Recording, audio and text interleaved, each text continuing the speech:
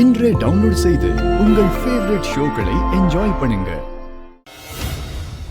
இந்த சித்திக்கு வேற வேலையே இல்ல.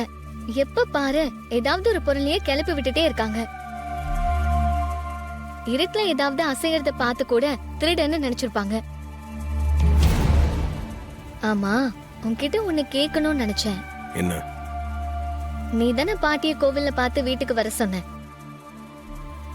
அது எப்படி உனக்கு தெரியும்? ஒரு யோகம் தான். அவங்க தானே வந்த மாதிரி தெரியலையே. அதான் கேக்குற, சொல்லு. நீ தானே வர சொன்ன?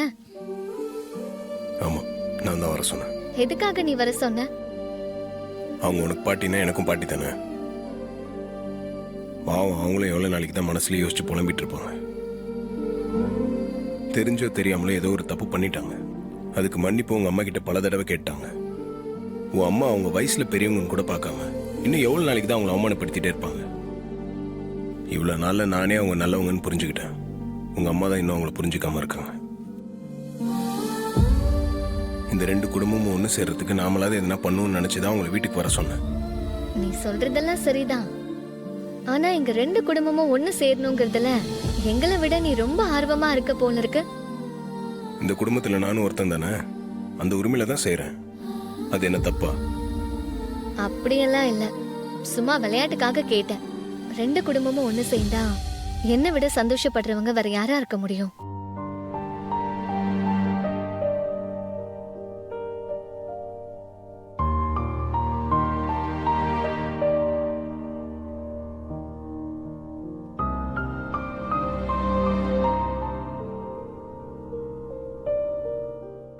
இவன் பாட்டியோட பேரனா இருப்பானானு இல்லையான்னு ஒன்னும் கணிக்க முடியலையே. டவுட்டாவே இருக்கே.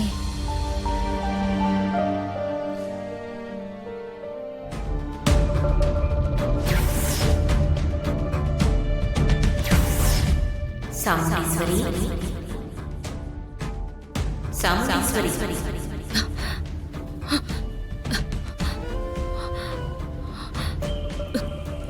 என்ன அம்மா திடீர்னு கனவுல வந்துட்டு போறாங்க? இதை எப்படி எடுத்துக்கிறதுன்னு ஒண்ணுமே புரியலையே.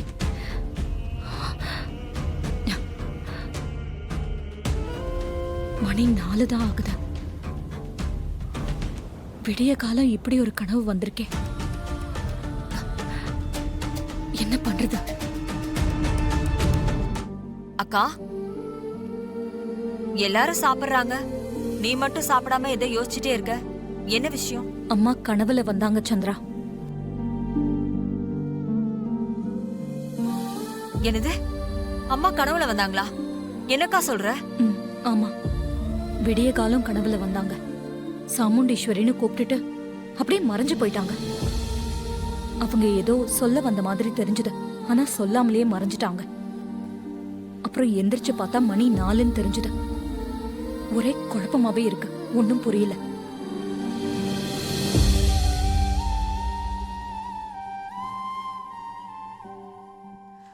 அந்த கிழவிதான் அம்மா திதிய நல்லபடியா நடத்த விடாம பிரச்சனை பண்ணிட்டு போயிட்டாங்கல்ல.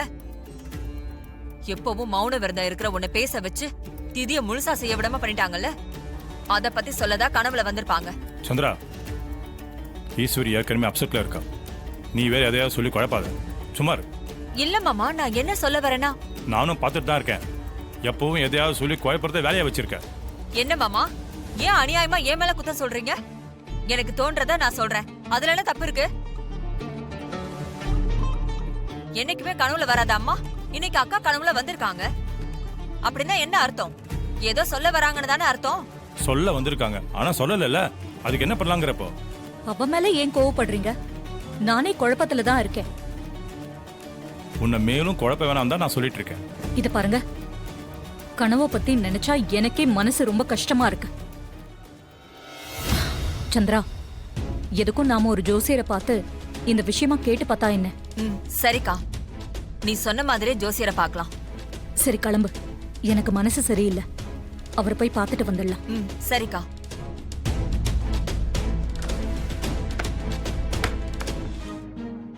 உங்க அம்மா ஒரு நல்ல விஷயத்தை தான் சொல்ல வந்திருக்காங்க. நல்ல விஷயமா? என்னது? உங்க குடும்பத்துல இருக்கிற தீராத பகை ஒண்ணு தீரப்போகுது. ரொம்ப வருஷமா பிரிஞ்சு கிடக்கிற குடும்பம் ஒண்ணு சேரப்போகுது.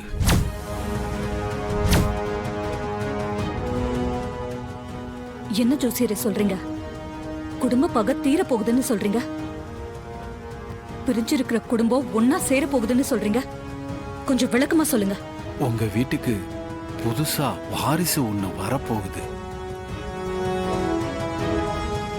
அது வர்ற நேரம் உங்க குடும்பத்துக்கும் உங்க கணவர் குடும்பத்துக்கும் இடையில இருக்கிற பகையெல்லாம் தீந்து எல்லாம் ஒன்னா சேர போறீங்க. அதத்தான் உங்க அம்மா சொல்ல வந்திருக்காங்க.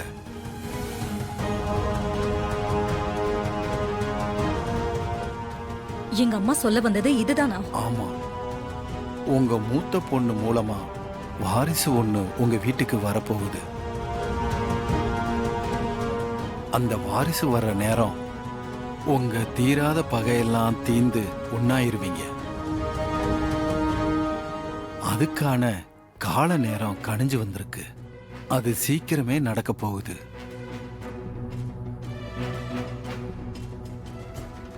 என்னடி ஜோசியர் இப்படி சொல்றாரு? வாரிசு வரப்போகுது, குடும்பம் ஒன்னா சேர போகுதுங்கிறாரு. கேட்கவே ரொம்ப கடுப்பா இருக்கு. அந்த ஜோசியர் கிடக்குறாரு, விடுக்கா. அவர் சொன்னா நடந்துருமா என்ன? அப்படி இல்லடி, நானே கனவு கண்டு குழம்பி போய் இந்த ஆளு கிட்ட வந்தா 4 வார்த்தை இவரு நல்லதா சொல்லுவாருன்னு பார்த்தா இந்த ஆளு இப்படி சொல்றாரு. ஆமாக்கா, பேசாம நீ சும்மாவே இருந்திருக்கலாம். அதை விட்டுட்டு மனசு சரியில்லைன்னு இங்க வந்து ஜோசியக்காரு கண்டதையும் சொல்லி உன் மனசை குழப்பி விட்டுட்டாரு. ரோகிணி தான் குழந்தைய பெத்துக்க போறதில்லன்னு சொல்லிட்டால, பின்ன எதுக்கு அவ கர்ப்பமாக போறா? சான்ஸே இல்லக்கா. அந்த ஜோசியக்காரு சொன்னது நடக்காது, நீ கவலைப்படாத. அதுக்காக நாம இதை இப்படியே விட்டுட முடியுமா?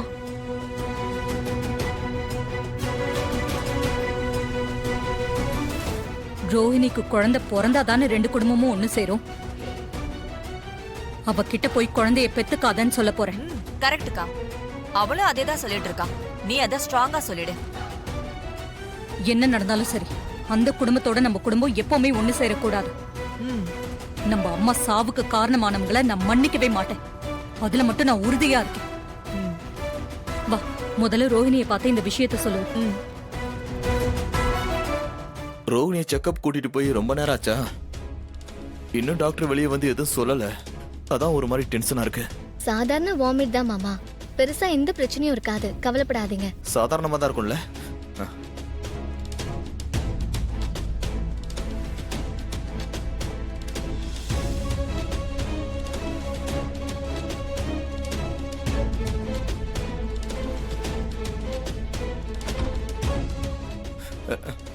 டாக்டர், சொல்லுங்க. என் ஒய்ஃப் எப்படி இருக்காங்க? அவங்களுக்கு எந்த பிரச்சனையும் இல்லல்ல? கங்க்ராச்சுலேஷன், உங்க ஒய்ஃப் கர்ப்பமா இருக்காங்க. நீங்க அப்பாவாக போறீங்க.